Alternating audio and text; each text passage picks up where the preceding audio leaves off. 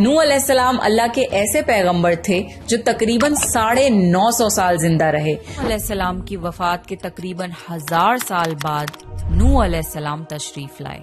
आदम अलैहिस्सलाम के बाद की नस्लें बहुत नेक थीं, पर तकरीबन 1000 साल बाद शैतान ने उन लोगों को बहकाया।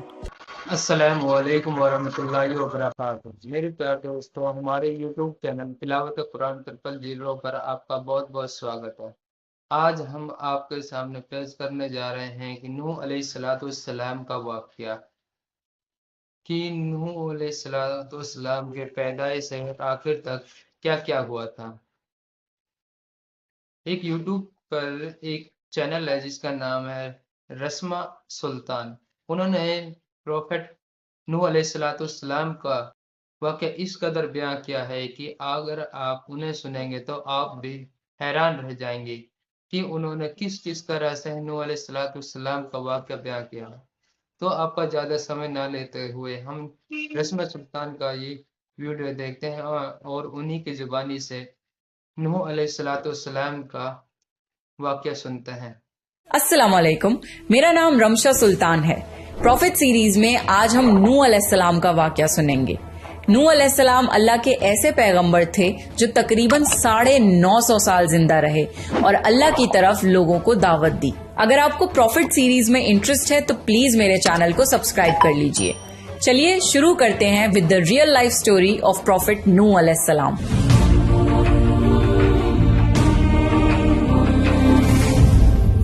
आदम अलैहिस्सलाम की वफात के तकरीबन 1000 साल बाद नूह अलैहिस्सलाम तशरीफ लाए। आदम अलैहिस्सलाम के बाद की नस्लें बहुत नेक थीं, पर तकरीबन 1000 साल बाद शैतान ने उन लोगों को बहकाया कि कुछ नेक और बुजुर्ग लोगों को याद रखने के लिए उनके बुत बना लो। तो लोगों ने कुछ बुजुर्गों को इज्जत देने के लिए उनके बुत बना लिए।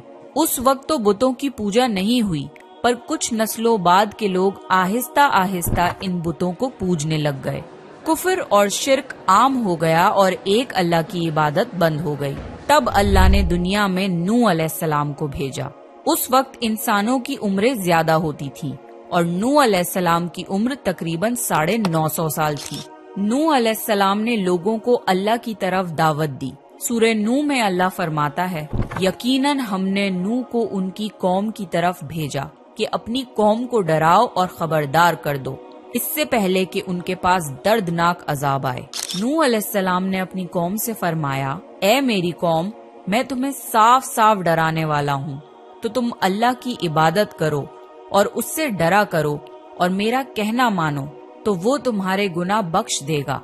नूह अलैहिस्सलाम तबलीग के सिलसिले में बहुत मेहनत करते थे। दिन रात लोगों के घरों और इज्तिमात में जाकर उन्हें दावत देते थे।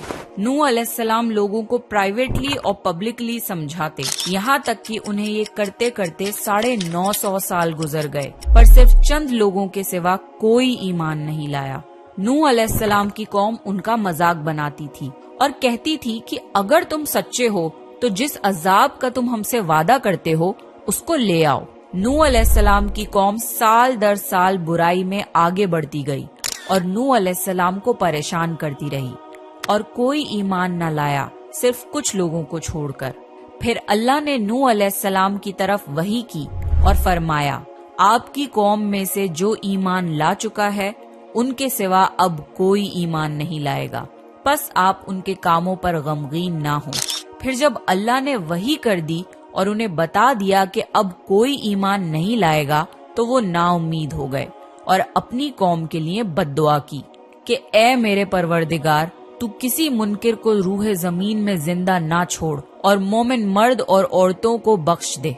नूह अलैहिस्सलाम ने जब अल्लाह को पुकारा तो अल्लाह ने नूह अलैहिस्सलाम को एक बड़ी कश्ती बनाने की वही की, लेकिन नूह अलैहिस्सलाम नहीं जानते थे कि वो इतनी बड़ी कश्ती कैसे बनाएं। तो अल्लाह ने जिब्रील अलैहिस्सलाम को उनकी मदद के लिए भेजा। नूह अलैहिस्सलाम एक पहाड़ पे रहते थे। उनके आसपास दरख्त नहीं थे, ना ही पानी था। उन्होंने बहुत से दरख्त उगाए, फिर उनको काटा और पहाड़ पर बैठ के कश्ती तैयार करते रहे। लोग जब नूह अलैहिस्सलाम को कश्ती बनाते हुए देखते तो उनका बहुत मजाक बनाते और कहते, ये कैसा मजनून है जो पहाड़ पे कश्ती बना रहा है। دھیرے دھیرے بہت محنت کے بعد ایک بہت بڑی کشتی تیار ہو گئی۔ ایک جگہ آتا ہے کہ نوح علیہ السلام نے یہ کشتی 100 سال میں تیار کی۔ اس کشتی کی لمبائی 300 گز، اونچائی 30 گز اور چوڑائی 50 گز تھی۔ ایک اندازے کے مطابق اس کشتی کی لمبائی 1 کلومیٹر سے زیادہ تھی اور گہرائی 30 ہاتھ تھی۔ یہ کشتی عام کشتیوں کی طرح اوپر سے کھلی ہوئی نہیں تھی، بلکہ اس کو جیسے نیچے سے بند کیا گیا تھا ویسے ہی اوپر سے بھی بند کیا گیا تھا، تاکہ اوپر سے جو بارش برسے وہ انہیں نقصان نہ دے۔ اس کشتی کے 3 فلورز تھے اور ہر فلور میں ایک دروازہ تھا۔ اللہ نے نوح علیہ السلام کو حکم دیا کہ مومنوں کو اور اپنے گھر والوں کو اور زمین پر بسنے والے تمام جانوروں کا جوڑا جوڑا اس کشتی میں سوار کر لو۔ پھر اللہ نے آسمان اور زمین میں سے پانی کھول دیا اور سیلاب آ گیا۔ اس سیلاب نے دنیا میں رہنے والے انسان اور جانور سب کو غرق کر دیا۔ طوفان کا پانی پہاڑوں سے بھی اوپر ہو گیا اور صرف نوح علیہ السلام کی کشتی اس طوفان میں باقی رہی۔ صرف وہی لوگ اور جانور بچے تھے جو کشتی پر سوار تھے۔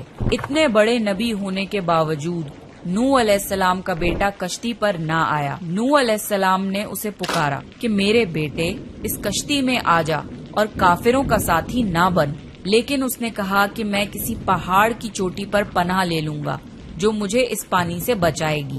نوح علیہ السلام نے فرمایا کہ آج اللہ کے حکم سے کچھ بچنے والا نہیں مگر وہ ہی جس پہ اللہ رحم کرے۔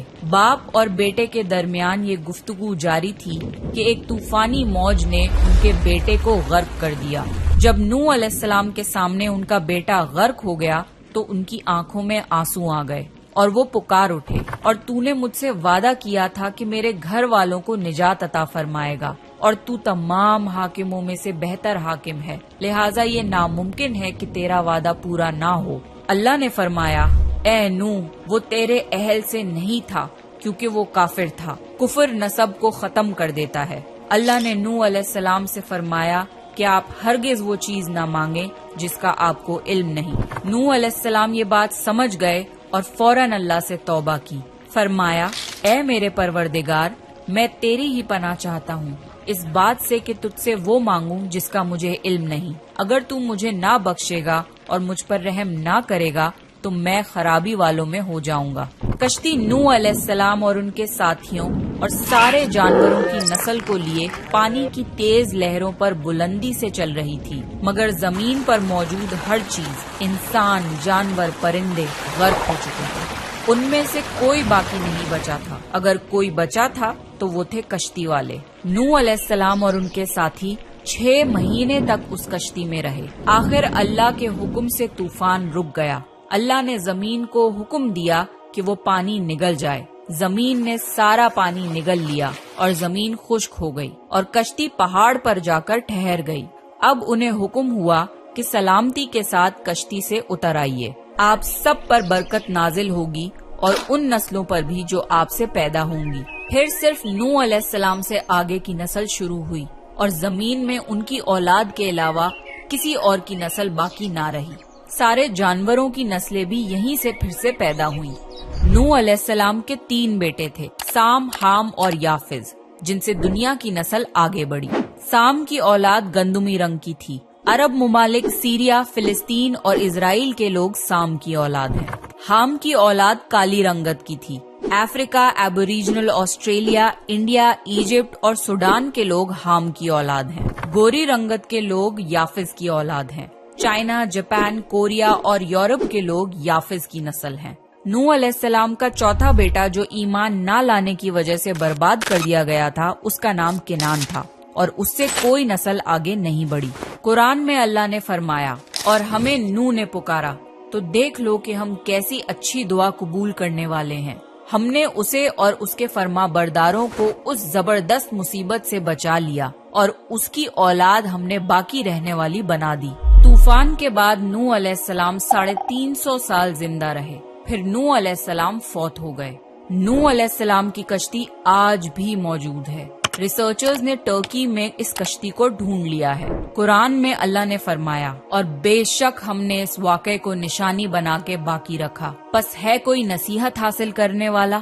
لوگ سٹوریز کو تو ڈینائی کر سکتے ہیں پر ایویڈنسز کو ڈینائی نہیں کر سکتے۔ نوح علیہ السلام کی یہ کشتی ایک بہت بڑا ایویڈنس ہے اس پورے واقعے کا۔